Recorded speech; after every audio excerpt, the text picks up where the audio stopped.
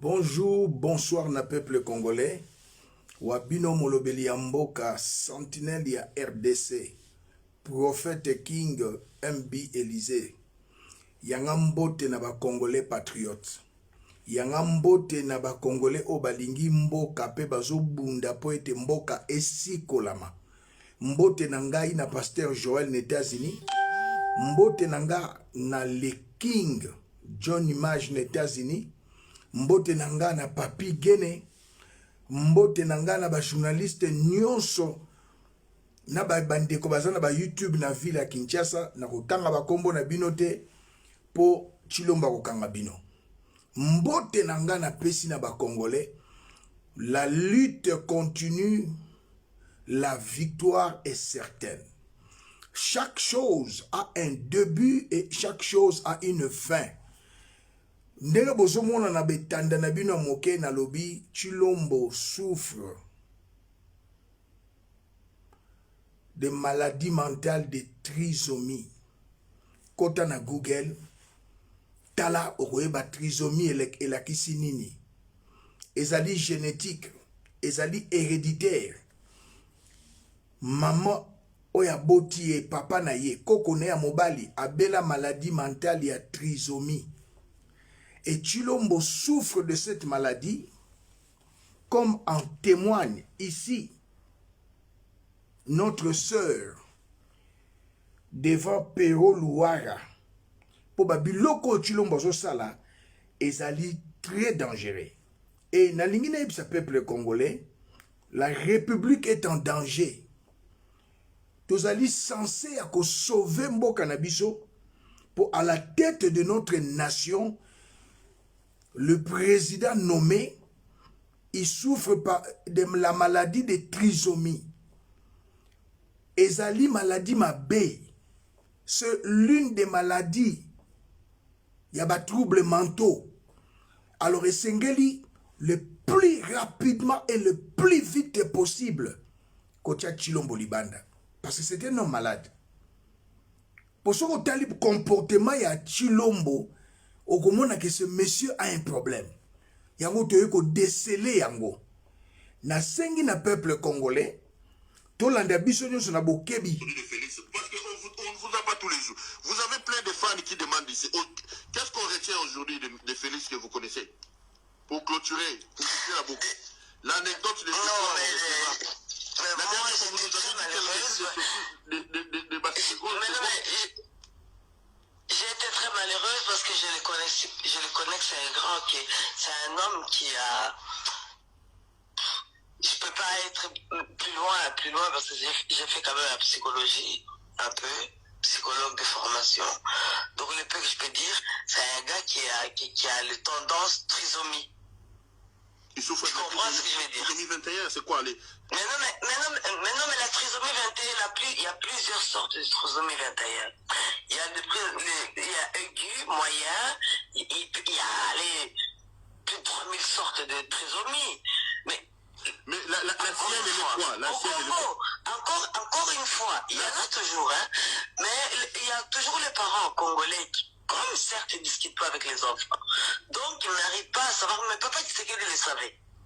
Il savait que son fils avait un problème. Il savait qu'il avait un problème. Lequel, maman? C'est pour ça, papa Étienne, il avait quel problème? Son fils avait quel problème? Les problèmes, un petit problème mental. La trisomie, c'est un problème mental, c'est génétique. Hein? Oh. La trisomie, c'est une maladie, c'est comme ça. Mais c'est pour ça que vous voyez, dès qu'on lui donne un peu d'amour, en fait, lui, il est dans les sortes de trisomie où quand on lui donne un peu d'amour, il s'accroche. Vous voyez? Les gens qui ont besoin de cet amour-là, ils s'accrochent et alors il peut tout donner par amour. Donc il peut donner le Congo, ce qui est dangereux. Il peut donner notre pays par l'attention de quelqu'un.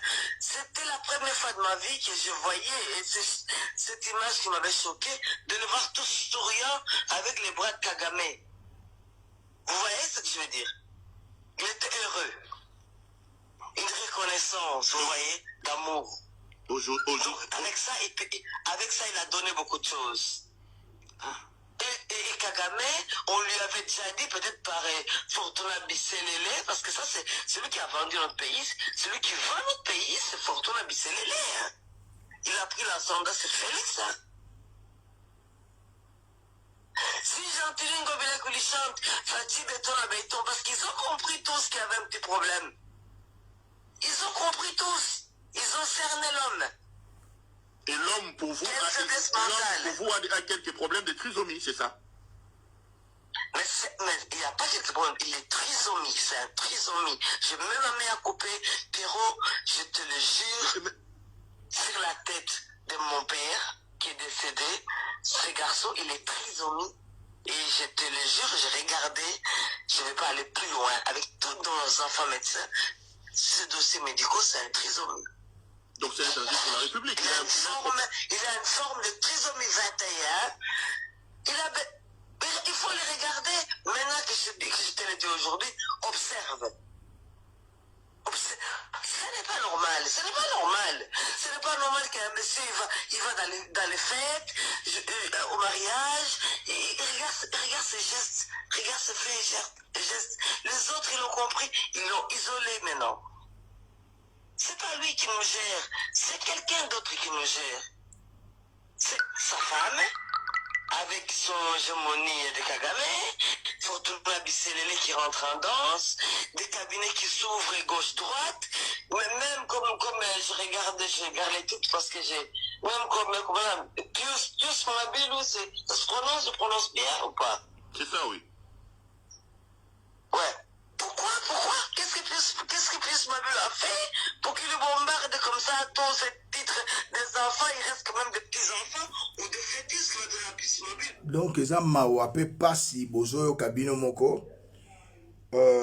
Chilombo Félix souffre de la maladie mentale de trisomie. Soki opesi kaka ekosi olakisi minu opesi bakolade ozokumisa ye mbala moko maladi wane ye akanisi kolingi ye. Chilombo Félix, le président nommé, souffre de la maladie de trisomie. Yango ozomona ke azali en otage. Ba prendre en otage par Denise Nyakero, Fortuna Bisselele, Ngobila et le monsieur Kamere.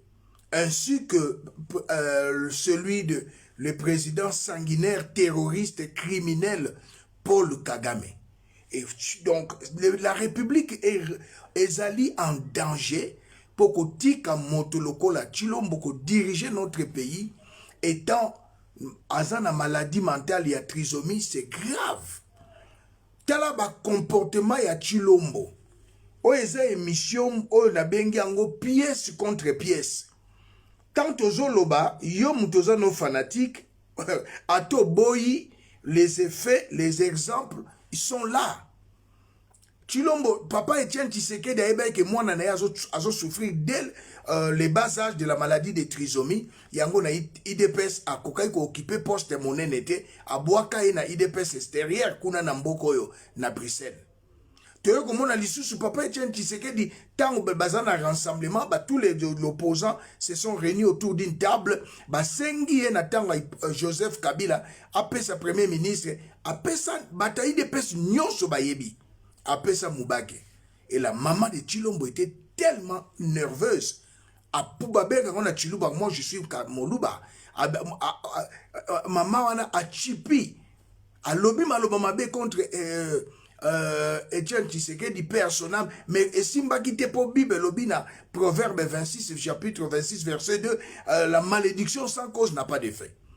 Rassemblement, candidat premier ministre et pas Hippolyte Kanambe, c'était Moubake, ce n'était pas Chilombo. Bon, il savait que son fils, il est sans intelligence, son fils a un problème mental, souffre de la maladie mentale de trisomie. Et je vais vous au comment on s'est manifesté na maloba, on s'est manifesté na comportement, ezali vraiment honteux. Chilombo qui a outi Angola, na prestation ya serment, ya président Lorenzo à bord d'une Jeep climatisée à Longoli veste à na chemise.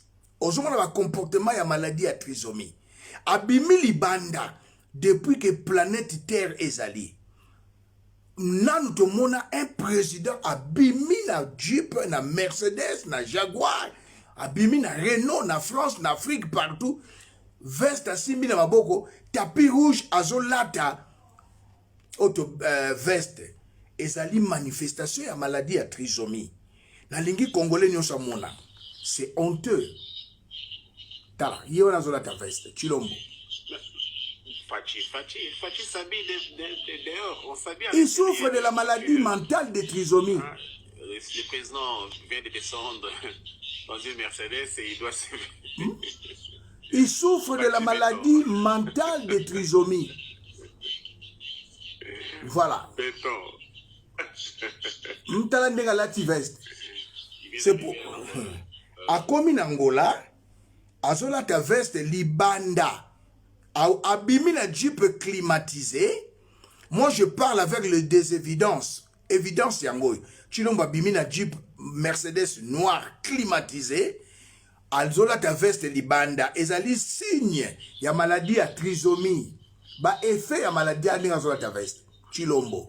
Obozo bele la ye ba kombo bino boyebi. Fachi s'habille dehors. On s'habille à l'intérieur de la voiture. Voilà. Il souffre de la maladie de trisomie. Dans une Mercedes et il doit se... Fachi béton. Donc, tout ça n'a pas pièce contre pièce. Pour nous relaxer, que la République est en danger. Nous devons à tout prix mettre à l'écart M. Félix Antoine Chilombo parce qu'il souffre de la maladie de trisomie. Oza mutaï de pes, oza nos fanatiques, oza muluba loko langai, oza lo bate. Il souffre de la maladie de trisomie. Quand on a Google, la trisomie c'est quoi? Tout n'a même un médecin généraliste, à Bisayo, même un psychiatre, à Bisayo, même un neurologue, à Bisayo, mais ce Chilombo souffre de la maladie de trisomie. Et nous ne pouvons pas accepter Moto Boya continuer à diriger. Yango bozo mona soki abimi dans le lieu public. Bato bazo betele maboko ndenga zalaki na Europe dernièrement. Abengi ba patriotes, les Congolais, ba combattants, kombantaba. Ezali manifestation ya maladie ya trisomie. Akeyi alobi Congo dans 2 ans RDC et kokoma Allemagne d'Afrique, ezali ba manifestation ya maladie ya trisomie. Il dit des choses sans pouvoir réfléchir. Il ne raisonne pas. Il souffre de la maladie de trisomie. Et nous ne pouvons pas accepter un homme pareil demeurer président dans notre pays. Nous devons le plus vite possible, peuple congolais, que ça a été Chilombo, Namakamba Zoloba, Azala Libanda, Aou Azali na New York, peuple congolais. Aujourd'hui c'est dimanche. Naïb Sabina Hotel Sabino vidéo moko. Avant de balancer vidéo, on a pour Azali pièce contre pièce. Tomoni Bissonio Sobakangi, M. François Béa, conseiller spécial en matière de sécurité à Chilombo, c'est à Longwe. Balobi a une tentative de coup d'État. A sali plusieurs mois en air. Ba traduire na prison na prison. A bandi ko samba pour na nini tentative de coup d'État. Mais si kola batuni Chilombo, boyoka réponse à Chilombo. Quand je vous dis que cet homme souffre de la maladie de trisomie. Tolanda on bokebi. D'ailleurs, son procès n'est pas terminé, comme vous le savez, parce que il a eu des problèmes de santé et il fallait qu'il aille se faire soigner. Donc nous restons humains, malgré le besoin de réprimer, de faire dire la justice. C'est vraiment impossible. Tentative, il y a coup d'État. Oh, que nous sommes des humains. Tentative, il y a coup d'État. À l'objet d'ailleurs, pour François Béali Kamounez a coup d'État. Mais c'était quoi? Qu'ils nous disent. Le problème de François Béali, c'était quoi? Pour vous dire que ce monsieur est Azali une maladie mentale appelée trisomie. Nous devons tout faire, peuple congolais, pour être aussi kolamboka. Nous risquons que mon motoyo a kabimboka ekei pour makambozoloba na oyazo sala. C'est grave, peuple congolais. D'ailleurs, son procès n'est pas terminé, comme vous le savez, parce que il a eu des problèmes de santé et il fallait qu'il aille se faire soigner. Donc nous restons humains malgré le besoin de réprimer, de faire dire la justice. Chilombo a arrêté Kamere, Atiki Kamere, Mbongo to ebite baloba na biso esika ezalite. Chilombo bakangi François Beya tentative ya coup d'état. Balobi bapese liberté provisoire parce que il est humain. Alors comme il est humain, a besoin zalaki sasu azeli jet privé yewana François Beya na France. Pendant que les innocents sont en train de croupir na prison Ndolo, prison Makala, prison ya Kasapa, na ba prison oyo na mboka na biso Congo. Alors notre frère Félix Antoine Tshilombo souffre de la maladie mentale ya trisomie. Nazo ke na bino pièce contre pièce avant to kota na sujet mususu. Tala ndekwa akei na Kananga. Ake na Kananga ekomi tangu ya kolia. Ezo sala soni, ezo sala pe pasi. Président de la République, protocole à président Tshilombo Bayebe Lokote. Ce qui n'est comme une tangu ya kolia, bapezwakana nusani ya mbele, bapesi mokonzi ya mboka, ye à se servir, ce qui azana molongani na ye, molongani pe à se servir, après les autres ba se servir. Mais Tshilombo azali ko nana bandi ko se servir te, mais azui téléphone atie na litoi, lokola mwasi na ndako mobile ya bengi ye, azui téléphone atie na litoi, kuna zo balola biloko na nzungu, et ali manifestation ya maladie ya trisomie. Tozali awa pièce contre pièce, ezali passe. Un président de la République. Téléphone na litoi. Comme moi la moisi. C'est malheureux. C'est honteux. T'as la téléphone na litoi. Et ça, ma manifestation, il y a une maladie mentale, il y a trisomie. Ce monsieur souffre de la maladie mentale de trisomie. Donc, peuple congolais, dans l'accident, quelques exemples, Ezali et Belé, afinga ba policier, soka bimi libanda afinga ba policier, afinga armée, afinga même, afinga na ba enseignant boyebi yango, et c'est vraiment honteux. Maman Marie a décidé, azali baye bakangiye, Denise Nyakero, Rwandaise touti, akebengi saye, ezalakate neti préfet à Paris, a kangi mutu, moi si a Macron abengi sa mutuana. Non, la justice est indépendante. Akei kuna na Tchad, abandi kolobatine makamba maman Marie. Quelle bassesse? Ce n'est pas la bassesse, c'est la maladie mentale ya trisomie. Yango bomoni Tshilombo azali motoyo faut ba soigner ye, à se faire soigner. Bandeko bo uti bris, ba belgicain, ba voleur, ba escroc. Oh boza tout autour de lui. Denis Nyakero, la Rwandaise touti, Fortuna Biselele. Bozali ko mema mwana mobali oyo na liwa. Esengeli ko telema peto siko la mboka. Point mosusu ya monene toyoki bazokanga ba généraux. Bakangi généraux ya général Yav alobi yango na relaxer les matés. Bakangi général mosusu Tshilombo bazali ko distraire yo na ba Rwandais.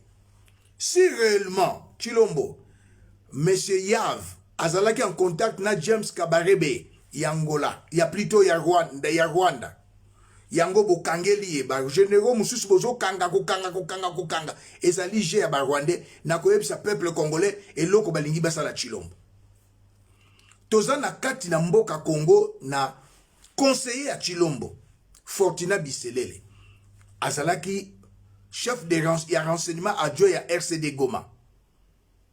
Milice armée ya Kagame. Tilelo Fortuna Biselele asololaka na Kagame. Tshilombo kangi ete.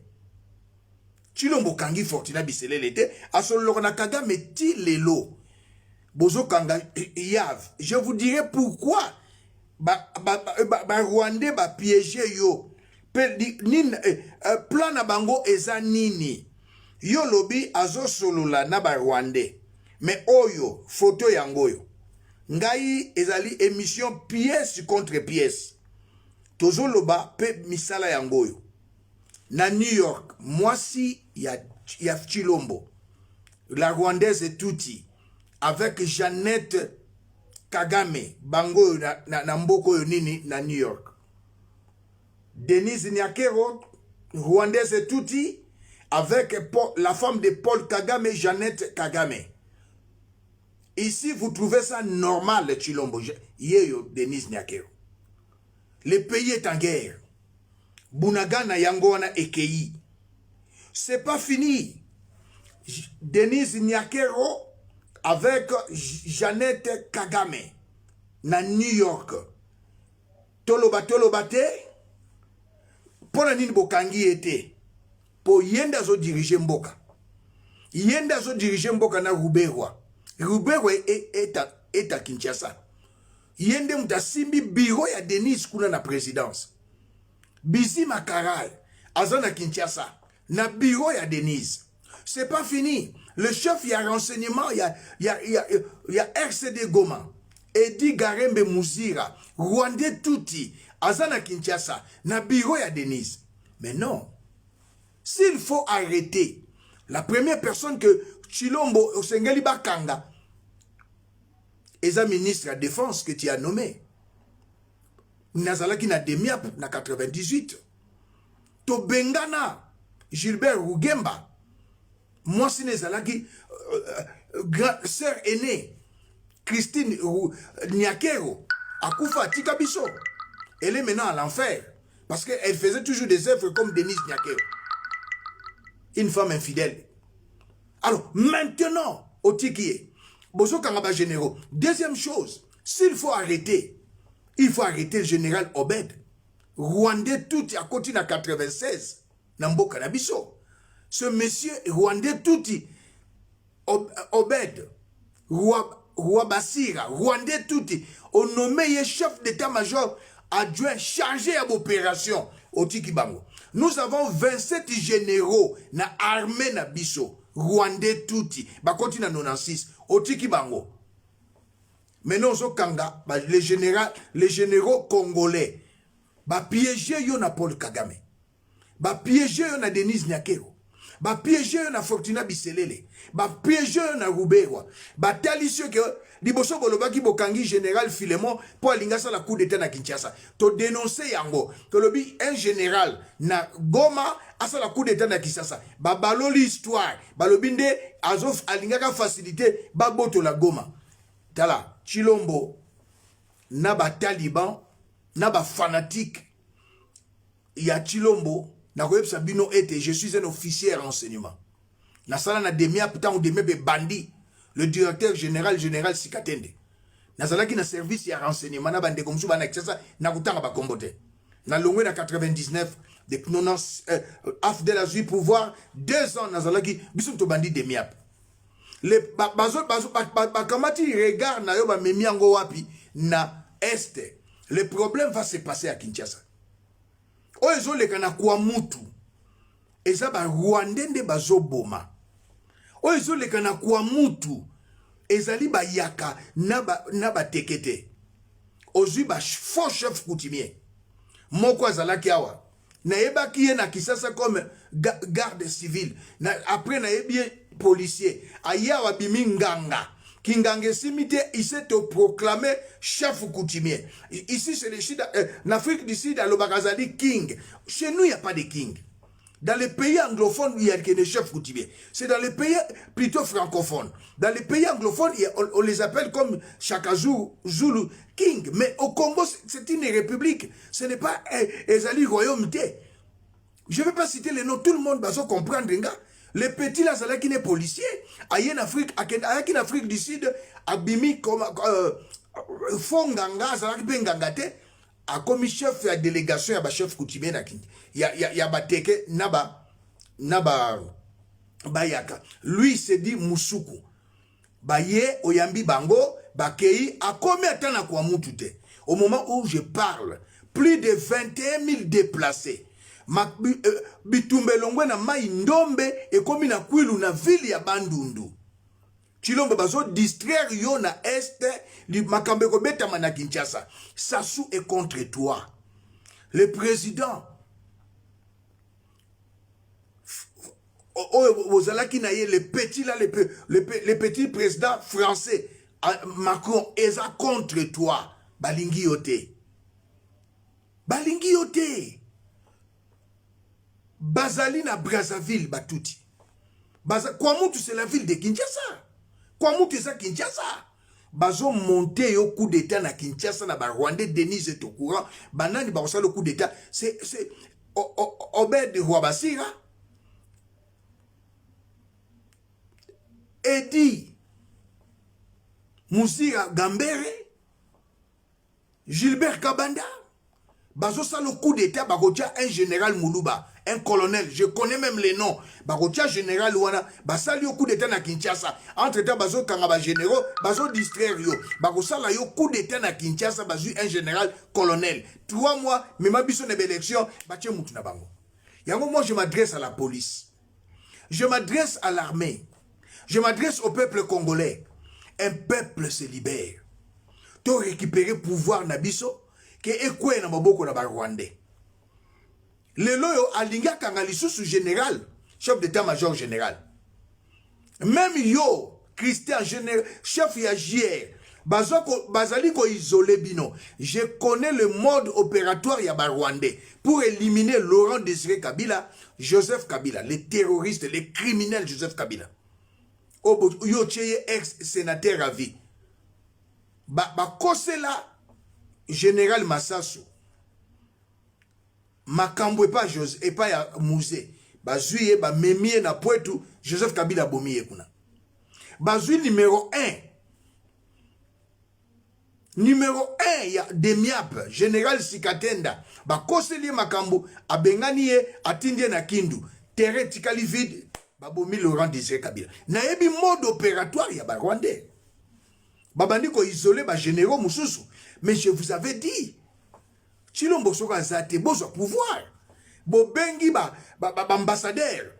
Bo sololi na bango ba payer accrédité na mboka na biso. Bo sololi ma solo. Ba faux chef coutumier, petit aventurier, vampire. Amemi ba chef coutumier pa inayo. Chilombo ndimi yango, ale abakei quelque part, ba suki na kenge, ba zongi na bango. Sur rapport, mais le mal continue. Les Rwandais, tout ils continuent à massacrer nos frères Bayaka, les frères Teke, ba komiti na Bambunda, ba komiti na Basuku, ba komiti na Basondi, ba komiti na Bambala, bazo bomana Bandundu. Et bakamati pesi balakisio este kanga général yonde bakosala coup d'état Denis Nyakero la rwandaise tout y complice akangi photo na mwasi agresseur na biso yo lobi na Nations Unies na tribune na Nations Unies nous sommes agressés par le Rwanda mais Denis Nyakero rwandaise tout marraine na ye ya fondation azanango la marraine c'est Jeannette Kagame, bakangi photo. Si c'était un autre général ou un autre Congolais, même notre frère Martin Fayulu Madidi, ndenga zali kuna na États-Unis. Ce que c'est là Martin Fayulu Madidi, kutana kina Kagame, tona mwasa Kagame. Allez, lui va porter plainte. C'est regrettable. C'est regrettable. Ponanini, Chilombo souffre de la maladie mentale, la trisomie. C'est vraiment très dangereux. C'est vraiment très dangereux. Bandeko baso kufa na kwa mutu, ba faux chef coutumier, boko samba. Ba chef coutumier bokendake pa Chilombo. Bozongi lisusu ko pesa ba rapport à Lokuta. Bokomi atana kwa mutu te, boko samba. Boko sakana na peuple boyete. Chef coutumier mkolonini. Yo kangisa ba Congolais en Afrique du Sud. Obetsa ba Congolais fimbu d'Afrique du Sud. Okoma ozalaki na yo fonganga olie batu na ba Malawi na ba Botswana olie batu mbongo avec photo à Joseph Kabila okangisa ki na ye. Siko okangisi photo na Chilombo okoye na Afrique du Sud oke Malawi olobi nazali chef obeka kudu chef coutumier de boza king.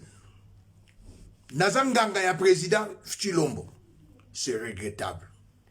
C'est que l'homme aura semé, il le moissonnera. Ba faux chef coutumier boko kangama. Pe boko sa la prison. Trop c'est trop. Peuple congolais. Toko iko vanda boyete. Totala ka mboka bazo sakana nango. na un groupe de malfaiteurs ba belgicain bazala kosala shekula na poto ba miyibi na poto ba juisseur ba miyibi na sima ya basi lelo vidi etimanga ye wana toyebi dia théâtre vidi etimanga ye wana na prison Dieu donné Lobo conseiller à Chilombo bazala na prison Chilombo na étranger tango azonga bimisie projet chile jelu ekenda wapi mbongo ya ram Chilombo eza wapi mbongo ya projet ya 100 jours eza wapi cousin na yo DJ na Suisse na boîte de nuit mbonga francophonie eza wapi François Beye ye wana libanda Vital Kamerhe ye wana libanda oyo pe akozala ne libanda procès bandi santé eza bien te comme tu te dis tu es humain akene na poto histoire esili akasi ya bandubula azalaki ministre économie plus de 10 millions de dollars mbongo allié eteni akoti prison babimisie donc banda Congo e banda na mona ba miyibi ya mboka ya modèle oyo te esengeli to telema to sikola mboka la république est en danger trop c'est trop tokotika mboka na maboko ba juisseur te mboka na biso esengeli ezala libéré tala lokola oyo babengi Joseph Kabila azui accord ya Lemera. Cela veut dire quoi? Les sols et les sous-sols ya mboka na biso na loi Bakajika et appartient aux Congolais. Joseph Kabila, un Rwandais touti, fils adoptif de Laurent Désiré Kabila, azui accord ya Lemera à côté de la constitution. Tolanda Mawa Pepasi article 51 otangité article 51 la constitution. Oui, je l'ai presque approximativement dans mon tour. Si on va nous mettre, si j'ai la facilité, je vais voir. L'État a le devoir d'assurer et de promouvoir la coexistence pacifique et harmonieuse de tous les groupes ethniques du pays. Il rassure également la protection et la promotion des groupes vulnérables de toutes les minorités. Il veille à leur épanouissement.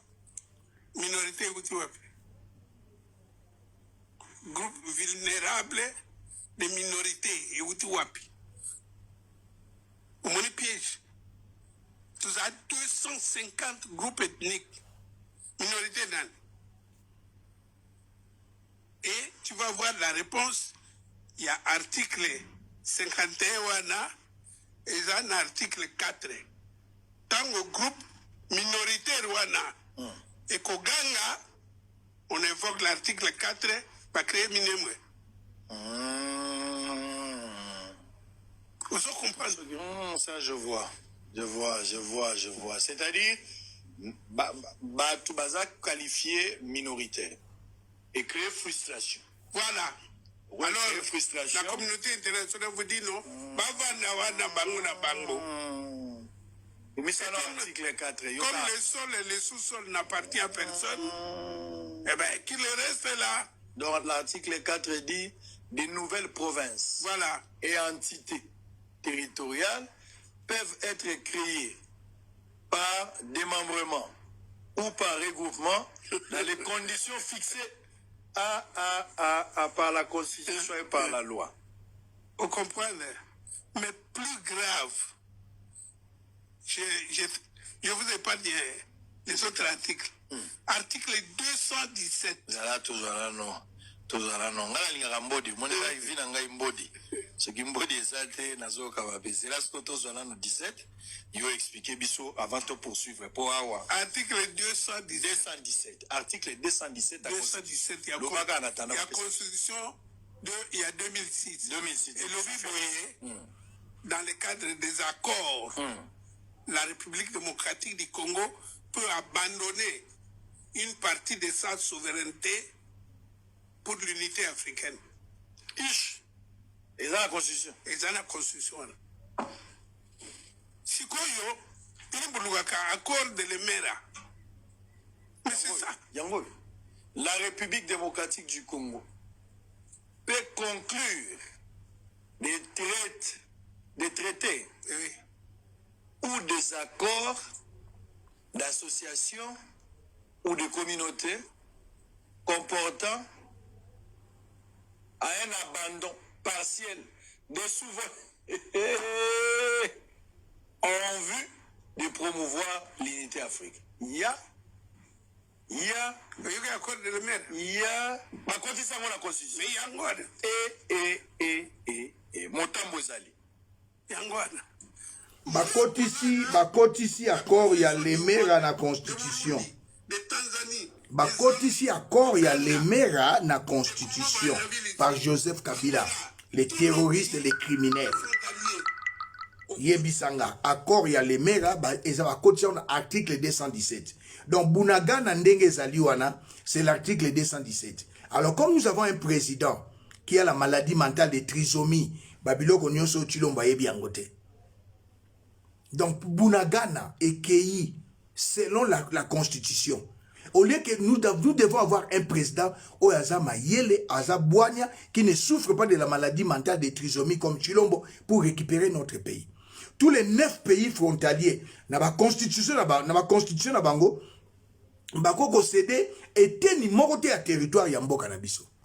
Mais le loyo article 217, une constitution taillée sur mesure par Joseph Kabila et les impérialistes. Alors avoir à la tête ya mboka na biso un président qui souffre de la maladie de trisomie, une maladie, c'est la maladie mentale de trisomie, il y a des troubles mentaux, le pays est en danger. Bazui Penzana Joseph Kabila, accord à l'Emera, et un article 217. Toko cédé, te pona kimia. Y'a un bon moni, Chilom bazo cédé, accord. Biso dans l'Afrique centrale. Communauté des pays de l'Afrique centrale, dans la 4.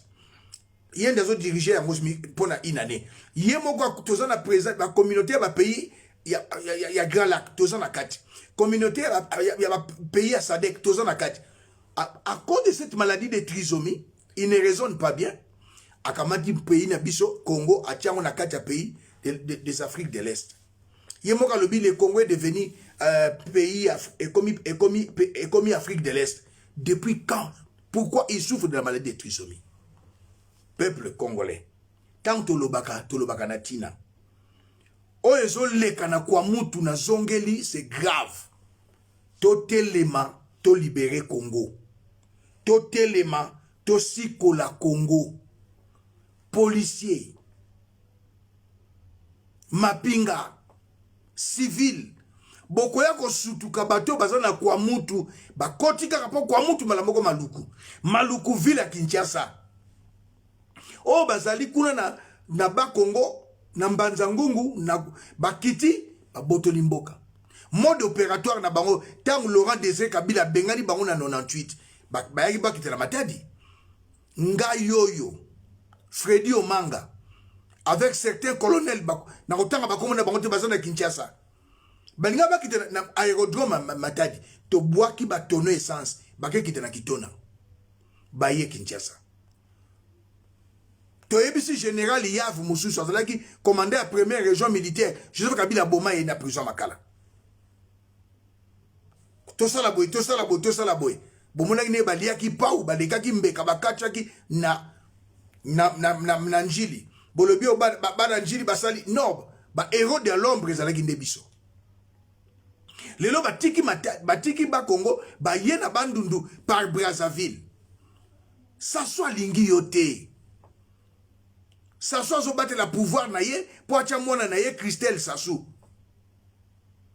Alingi yote, Macron alingi yote. Même américain, bazana kanda na yo, Chilombo. Du fait que au télémi la tribune des Nations Unies, lobby que Rwanda a soutenir M23, tu acquises Kagame. Et si ba signé liwa na yo. Ba signé liwa na yo. Denise Ayebi, Fortuna Bissele la Yebi. Le ministre de la Défense rwandais touti, Gilbert Rugemba Ayebi. Chef d'état-major chargé de l'opération Obed Rwabasira ayebi bakamati bazo koso ke balingi baboto la Goma nzoka ne balingi basa le coup d'état na Kinshasa par Denise Nyakero par Fortuna Biselele balingi basa le coup d'état na Kinshasa na Ruberwa balingi basa le coup d'état na Kinshasa na Kagame akotikela kolimbi sote azani lotique. Alors vraiment peuple congolais totele matosi kolamboka. C'est maintenant ou jamais que nous devons sauver notre beau pays, le Congo. Toti que l'ango lisusu ba parasite oyote. Boti que l'ango lisusu ba parasite oyote. Bota la ba Rwandais touti ba wuti ba lobi Sud Kivu, ba leki na Nord Kivu, ba koti Katanga, ba lobi ba koti Kasai, ba yena Bandundu na Kwilu, ba lobi ba yeko teka Bangombe. Mais la province la plus pauvre parmi les 26 provinces, c'est la Grand Bandundu. Bangombe teka makana natalo malamu na Nord na Sud Kivu. Poni bayaki na Katanga te. Botala image vidéo plutôt. Chose promise, chose due. Les Rwandais. Le Premier ministre Adolphe Muzito poursuit avec faste la deuxième phase de sa mission. Après la province de Kwango, le député national Adolphe Muzito va parcourir plusieurs kilomètres à la recherche des éleveurs de vaches qui défrayent la chronique depuis un temps. C'est dans le secteur de Kitoi, territoire de Massimanimba, dans la province de Kwilu, qu'il va finalement retrouver la trace de ses troupeaux avec l'aide de la population locale. Après investigation,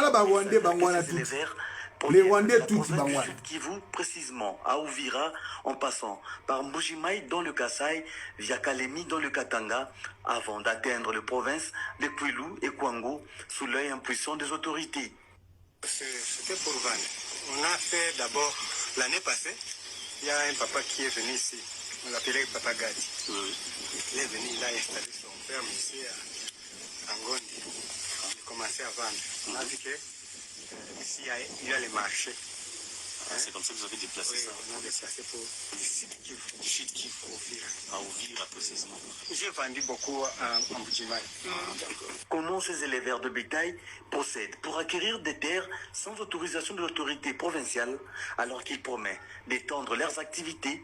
Alexandre Sandi, l'un des responsables du groupe, répond. Non, ça ne m'appartient pas. J'ai fait la location ici au chef.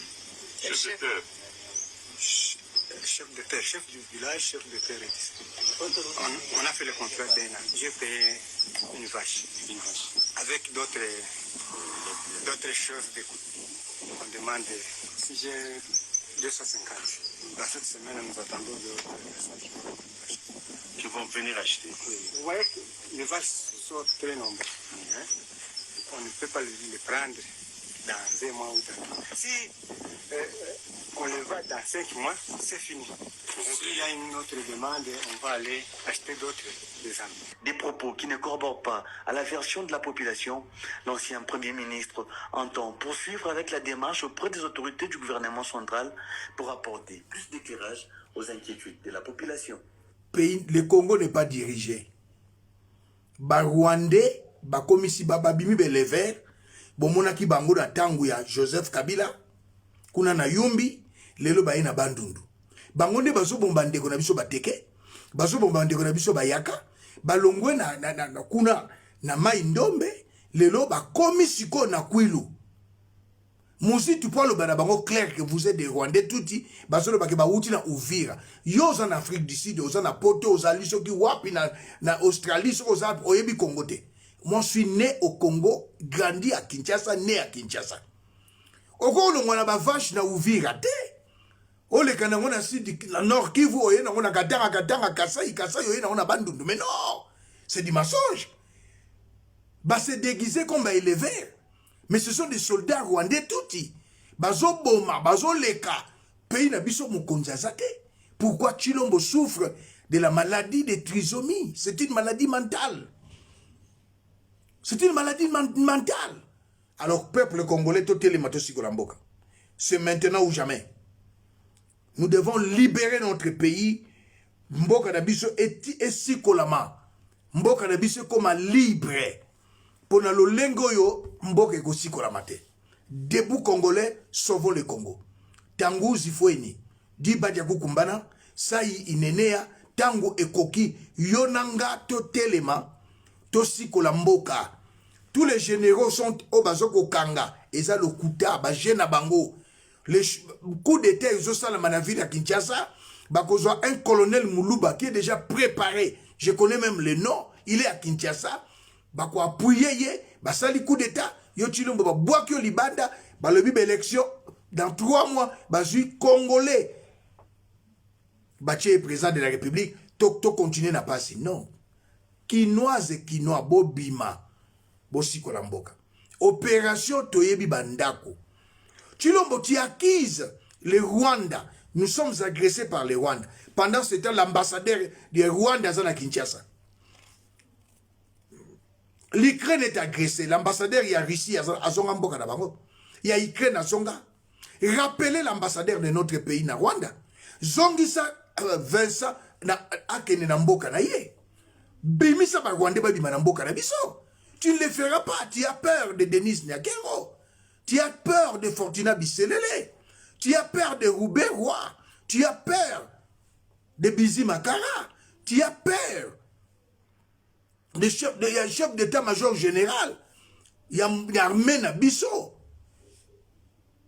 Ozo banga yete, mais ozo ke noko banga ministre de la défense. Gilbert Rougemba, Rwandais touti. Tobengana na 98. Tu as peur. Il y a Obed Oyo Nomaki comme chef d'état-major général adjoint chargé des opérations. Obed Ouabasira. Nous avons 27 généraux dans l'armée Nabiso. Bakangi Bamote. Ozo Kanka ba Congolais. Mais le coup d'état c'est à Kinshasa. Ba Oba Oboto la Goma Lokuta. So Oboto la Goma et après. Tous va se jouer à Kinshasa. En complicité de Macron. En complicité à monsieur Denis Sassou Nguesso. Voilà. Peuple congolais, toté les matos sikolamboka. Bande konanga na kwa muntu, bande konanga ya bandundu, un peuple se libère. Bon libérer mboka. Peuple congolais, police, armée, to libérer mboka. Mboke kwe na maboka ba payate. Mboke ke na maboka colonel wana ou ba préparer pour aza Moulouba. Bon, il est mal amené chez nous les frères Kassaye. Moi je suis Moulouba, moi je suis la Kassanga. On est qu'à net Félix Valongoli et on a sali coup d'état aza Moulouba. Mais non, c'est du mensonge. Fortuna c'est colonie. Fortuna c'est colonie. Vidi et Chibanga c'est colonie. Vous voyez comment le pays est okende. Et bah tout ça là on a ma bonne délit depuis les 16. Tokoti ma bonne délit depuis le 16, aujourd'hui le 25. Nasengi Nabino le 28, le 29, le 30. Tous en a jeûne et prière. Ceux qui peuvent pas quitter au rejoindre Biso même le 25 dimanche, tous en a prière pour libérer le pays de l'occupation rwandaise. Nous voulons un nouveau Congo et un nouveau régime. Le départ de Félix, de Denis Nyakero, la rwandaise et tout, de Fortuna, de tous les Belgicains, le voleur Tolingi Bakende. Tolingi Rougemba, ministre de la Défense Akende. Alexis Guizaro, ministre de l'Infrastructure Alongwa. Birenzi, son vrai nom c'est Birenzi, ministre de l'Agriculture Akende. Totel et Matosi Kolamboka. C'est le spirituel qui dirige le physique. Nous sommes en prière depuis le 16. Je n'invite pas les pasteurs adultères, les pasteurs tribalistes. Je n'invite pas les pasteurs escrocs, voleurs, non. Pasteurs patriotes qui aiment son pays. Pas comme les Dodo Kamba, les Kankenza et les autres, non, les impudiques, les adultères, Bangote. Et si quand nous allons, chrétiens, 3 minutes, 5 minutes, 10 minutes, la prière de la foi a une grande efficacité. Tobandaki le 16, le 28, le 29, le 30, nous avons clôturé prière Nabiso, tout compte en a 10e mois. Dieu est chiffré, Dieu est numérique. Les 9 premiers fléaux, et bimisa ban Israël en Égypte. Na 10e fléau, babimaki. Dieu est numérique, Dieu est numérique et chiffré. Les 10 lépreux, allez voir les sacrificateurs. La loi mosaïque, parce qu'ils étaient condamnés par les escribes et les sacrificateurs. Alors, je vous demande aux tout chrétiens nés de nouveau, qui marchent non selon la chair, mais selon l'esprit, nous continuons notre prière Et le 28, le 29, le 30, nous allons jeûner. Partout où tu es, tu peux manger le soir, prendre du lait le soir, prendre du thé le soir. Si l'Esprit de Dieu te convainc que jeûne à sec, jeûne à sec, c'est le spirituel qui dirige le pays. Et plutôt le spirituel qui dirige le physique. Nous voulons mettre l'Ibanda, Nguye, Satana, Nanzela ya ba méchant lokola ba Kagame, ba méchant lokola ba Sassou Nguesso, ba méchant lokola ba Macron, ba méchant lokola ba Biden, ba méchant lokola ba Chilombo, to mettre bango nyonso dehors par la puissance du sang de l'agneau et par la puissance du Saint-Esprit. To kutani mbalasima. Merci.